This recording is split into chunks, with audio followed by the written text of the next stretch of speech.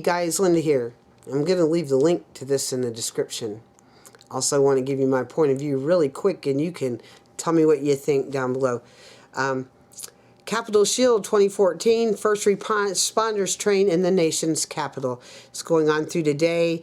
CS-14 is a joint training exercise in the NCR that is hosted by the Joint Force Headquarters, National Capital Region. It brings federal, state, local, and municipal agencies together to realistically test the integrity, operability during a crisis.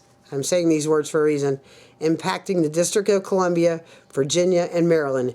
It also trains and prepares the Department of Defense to provide defense support to civil authorities and employ appropriate force protection measures as requested. So whatever's happening in D.C. right now, there is a drill going on. I'm going to leave the link below. Peace, love, and truth. You tell me what you think. I mean, we can connect the dots now blindfolded. I don't want my tax dollars that have already been paid into the system to be used for this kind of BS anymore. And don't fear the people. The media needs to go just along with the federal government. If they're putting this crap out there that something happened in D.C. Well, we return now to our breaking news this hour here on RT, and that is that multiple gunshots have been heard near Capitol Hill in Washington, D.C. Now, several people have reportedly been injured, but as I say, reportedly here, still details are very scant. But we can now join RT's Anissa Nowie. She is in Washington, D.C. itself. Anissa, what do you know about what has happened there? Well, Bill, like you say, this story is developing very quickly. The latest information that we're getting is that there was a car chase that ensued after this lockdown occurred of the Capitol building, and that at some point the suspected shooter stepped out of the vehicle and was shot.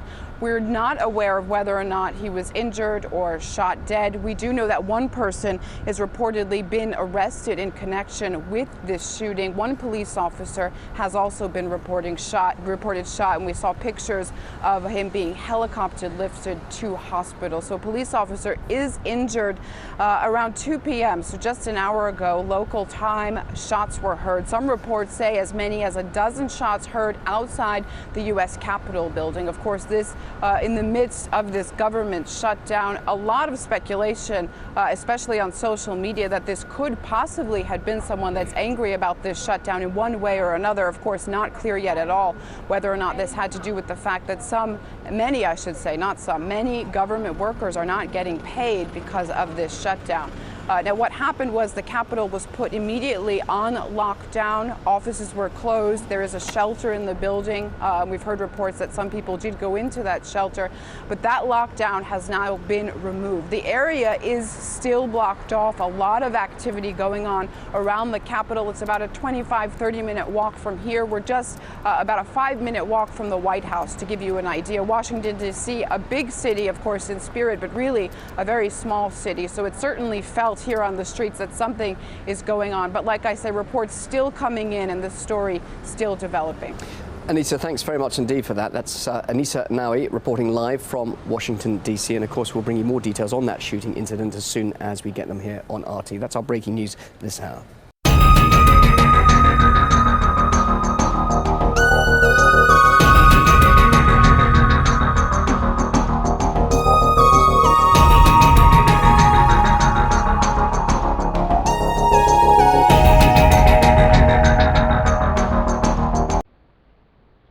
Well, we're going to make this very fast because the rest of the information will show up probably on Ms. Milky the Clown 1 channel, and then I'll just tag it on. But heads up, about an hour ago, this is live from One for the Record. It is October 6th. It's pretty late. About an hour ago,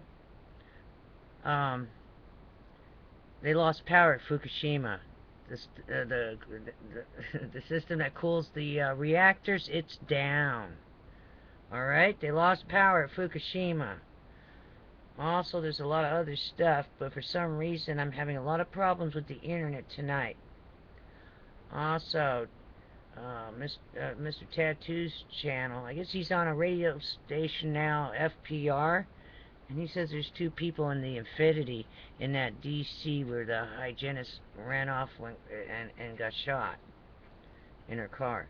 So you might want to check out the footage and see if there's 2 people in the car. I'm not going to post that. I'm just letting you know what they're saying. It's already out there, so I'm letting people know. I'm just reporting on it. 2 people in the car, 2 adults, not just that woman. So heads up on that. do some research. But Fukushima's down right now, and hopefully they'll get that back up, the cooling system. I don't see how they're going to be able to have an ice wall. And there's no other new news right now. So this is day 2 of the weekend. Be prepared for anything. I'm going to attach a video, and you know, stay tuned. And I'll see you tomorrow, Monday. Ooh, the count starts all over again. I'll start telling true stories that are scary since we're getting towards Halloween. Alrighty then? Take care. Be prepared for anything. A lot of stuff going on. And I'll see you tomorrow on the flip side. I can't record over a few minutes or it's going to go dead on me. So, and there isn't anything new other than Fukushima's down. And that's not on E&E News either. It's only on the breaking news an hour ago, and it was just mentioned once. Like it's not very important that the cooling system's down at Fukushima. I'll see if I can get some footage on that. Alright, and take care. Be safe. To continue, let's go into E&E News, the energy news. Let's go into the world.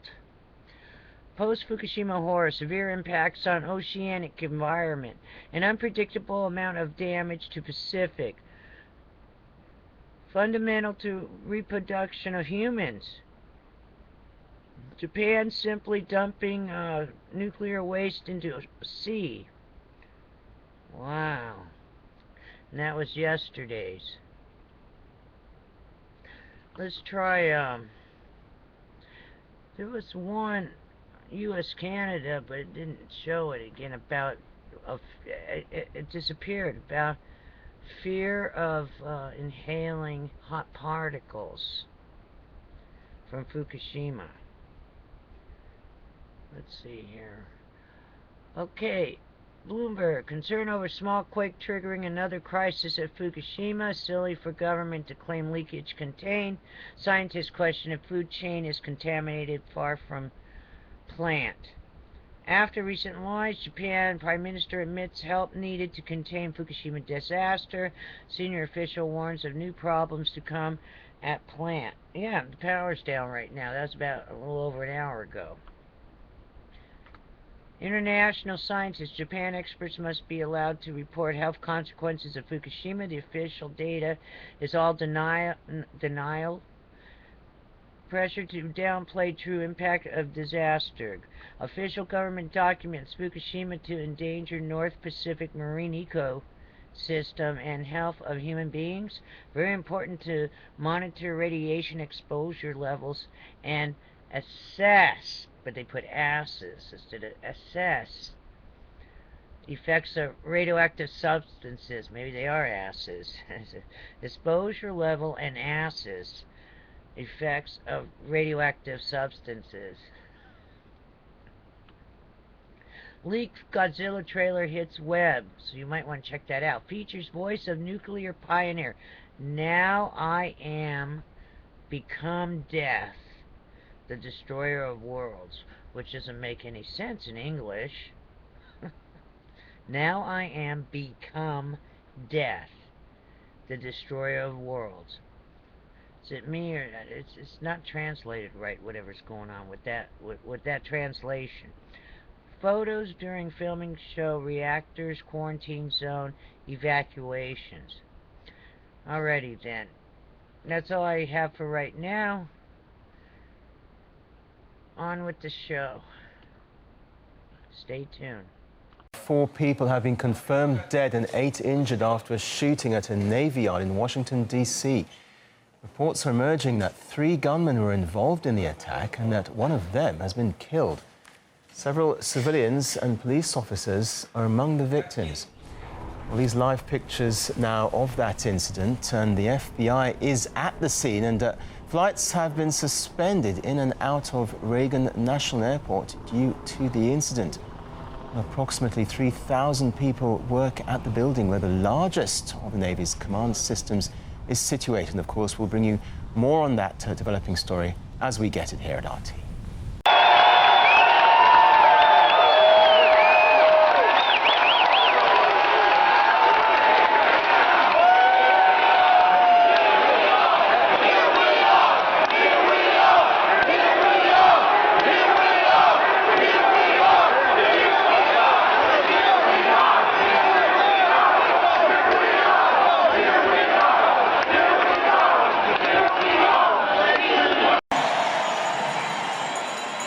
My father, Lieutenant John A. Webster, was at Pearl Harbor, was at the Naval Battle of Guadalcanal, and led us through with the Marines at Guam before he was 20 years old.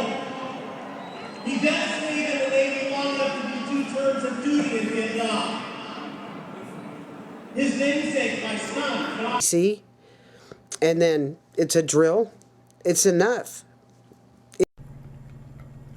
A study just published by the United States government reports the discovery that low-dose radiation is so safe, evacuations from future nuclear disasters may be unnecessary. If another event like Fukushima occurs, the public could be allowed to live in the fallout zones, spared from the inconvenience of relocation and compensation for damages. While the monetary savings for the nuclear industry would be enormous, does this new study actually support repeal of current evacuation policies? In this video, we'll observe that this new study is contradicted by extensive, higher quality, pre-existing research that the authors entirely ignore.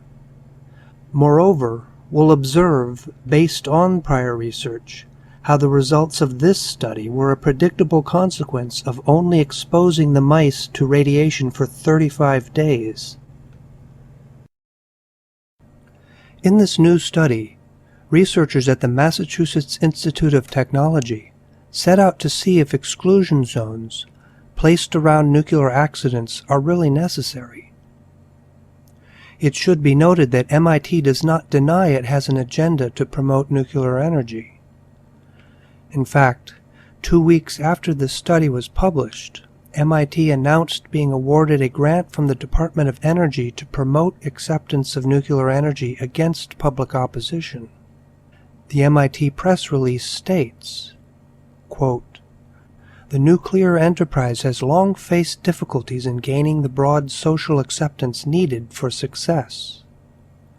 Reliance upon public education efforts continues to be the main and largely unsuccessful tactic to achieve acceptance. This project will develop a model for the social acceptability of nuclear projects." End of quote. So big brains at MIT will be dedicated to forging a sales pitch for nuclear energy, so persuasive the public will swallow it hook, line, and sinker. Is this academia? MIT's pro-nuclear activism is nothing new.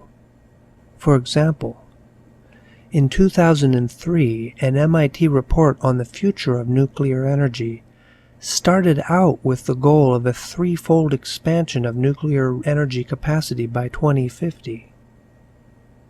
The MIT report recommended government subsidies to achieve its nuclear growth ambitions. One reason many universities actively promote the nuclear industry is that they have nuclear engineering departments. In contrast, how many universities have solar or wind engineering departments? So there's an inherent pro-nuclear bias within academia. The MIT study should also be considered in light of the fact that since the Fukushima disaster, a disturbing theme in nuclear advocacy has been not how can we prevent the next Fukushima, but how can we prevent evacuations from the next Fukushima. The MIT study was designed to address this issue and is now being used to advocate leaving the public stranded in the next nuclear disaster zone. Let us now turn our attention to this study. In this new study, the researchers at MIT exposed mice to continuous low-dose rates of radiation for 5 weeks and then looked for signs of persistent DNA damage. The researchers used continuous dosing because it's a better model of living in a fallout-contaminated area than a sudden acute dose of radiation. The researchers felt that radiation exposure for 5 weeks, that's just 35 days, was a reasonable model of indefinite exposure. In fact, when asked if 5 weeks were sufficient, one of the researchers confidently predicted, quote, "You could probably leave the mice there indefinitely and the damage wouldn't be significant." End of quote.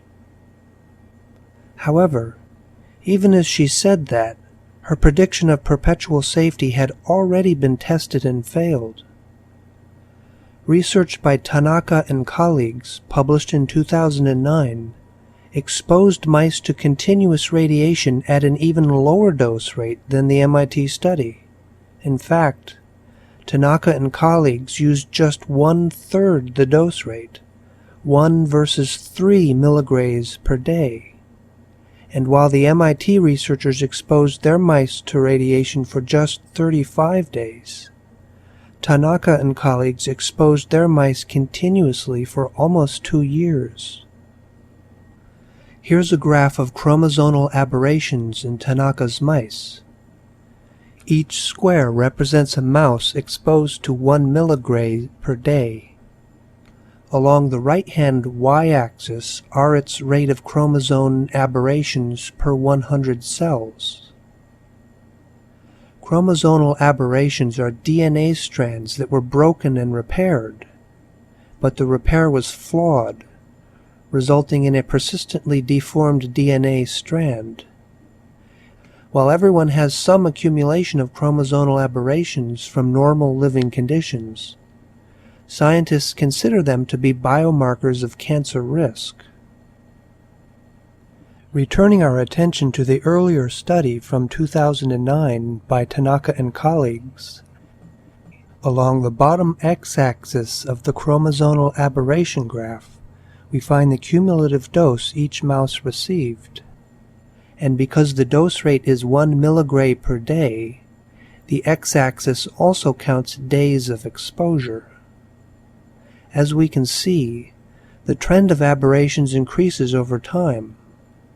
However, this trend isn't necessarily remarkable, since aberrations naturally increase with age, and 600 days is most of a mouse's lifetime.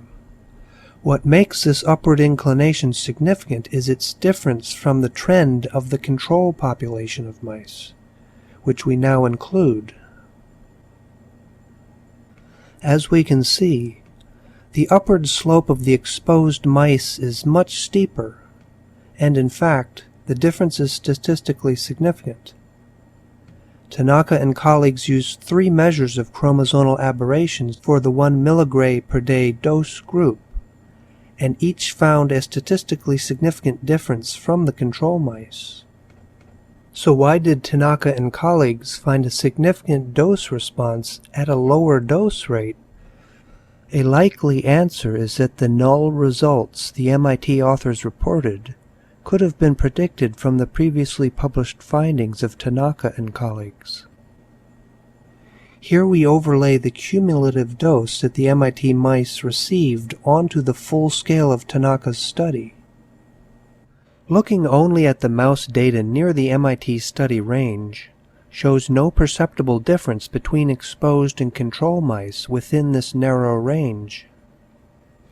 According to a scientist whom I consulted, given the increase of genetic damage Tanaka found, in order to detect a significant effect in the green highlighted region, over 500,000 cells would need to be examined, far more than Tanaka and colleagues examined, and far more than is feasible with the small number of mice MIT used.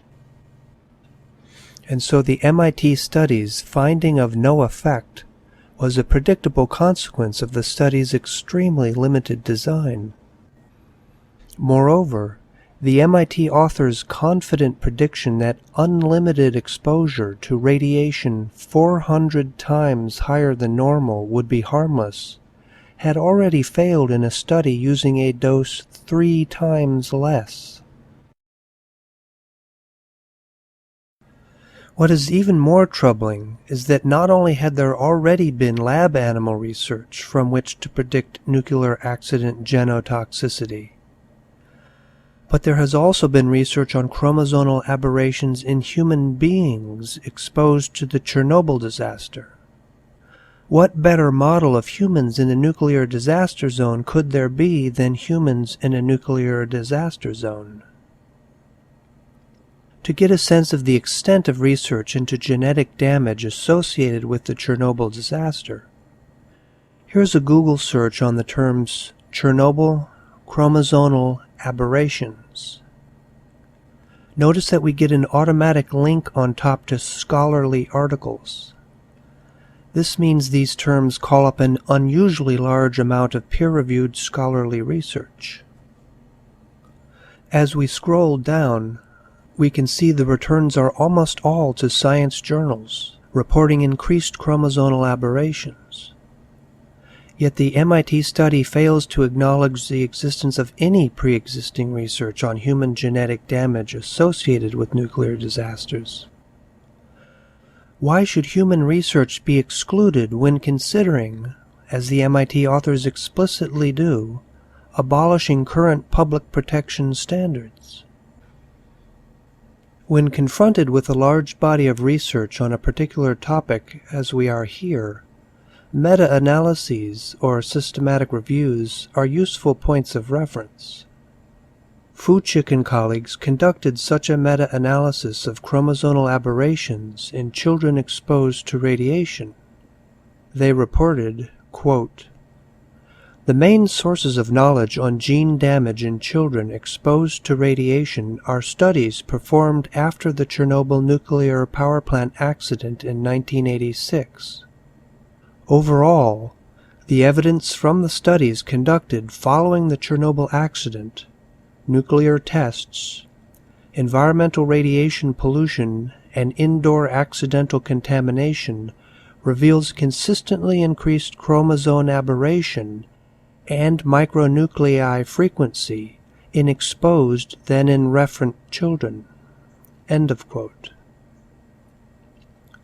As Fukushima and colleagues state, Chernobyl research uniformly shows elevated chromosomal aberrations, and even in spite of the fact that evacuations were enforced.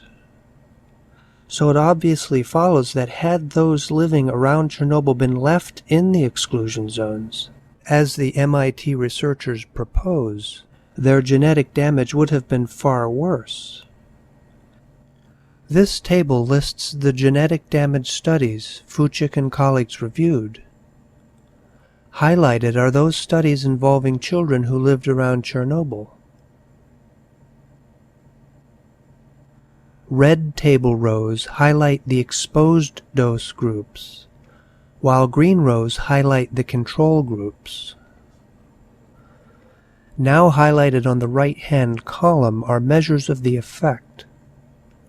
The green row controls are set to number 1 to reflect the normal level of genetic damage. As we can see, all the values in the exposed groups are greater than 1, meaning the exposed children had increased chromosomal aberrations in every non-zero dose group in every Chernobyl study. Now notice the doses from the studies that we can easily compare to the MIT study. The doses in Fukushima et al. Associated with elevated genetic damage in children are almost all much lower than the MIT study dose, expressed in comparable units. So these lower doses in a real-world nuclear disaster were associated with elevated chromosomal aberrations in humans. To Fukushika's table of studies, I've added a red check mark to each dose group in each Chernobyl study with a statistically significant increase of genetic damage. Of all 19 exposed dose groups, 100%, that's all, showed elevated CAs, or chromosomal aberrations. 58% had statistically significant elevations. 21% had non-significant elevations. And 4 dose groups lacked the data needed to calculate significance. Therefore, no pre-existing evidence supports the genetic safety of children in nuclear accident fallout zones. And the weight of pre-existing evidence contradicts the MIT thesis that exclusion zones are harmless. In fact, Fukushika and colleagues note that evacuated children, quote, had almost 10 times more dicentric and ring chromosomes than controls. Such increased values of these types of chromosomal aberrations could reflect genomic instability, a phenomenon of increased rate of acquisition of alterations in the mammalian genome, proposed to be a driving force in carcinogenesis. End of quote. This meta-analysis of Chernobyl-induced genetic damage in children merely scratches the surface of an extensive body of literature consistently demonstrating Chernobyl-induced genetic damage in people of all ages. Why was this evidence excluded from the MIT study, when the stated purpose of the MIT study was to consider the potential for nuclear accidents to cause genetic damage? MIT's presentation of its study as the first ever examination of the genetic risk of living in a nuclear disaster zone is pure science fiction, not fact. In closing, let's observe a real-world example of the level of radiation the MIT researchers suggest is safe for the public. The dose used in the MIT study would be measured on a Geiger counter at around 120 microsieverts per hour. Here we see a Geiger counter within sight of the destroyed Fukushima Daiichi nuclear power plant. Near the ground, the dose rises close to 120 microsieverts per hour, the same dose the MIT researchers would have us living in. Now notice the noise. It sounds like static. That sound represents a blizzard of invisible radioactive particles and rays striking the thin gold-colored Geiger-Müller tube in the upper left corner. Normally that tube, about the size of a cigarette, would produce a few dozen audible clicks per minute, each click representing one radioactive particle or ray striking the tube. But near Fukushima, the radioactive emissions striking the tube are around 14,000 per minute.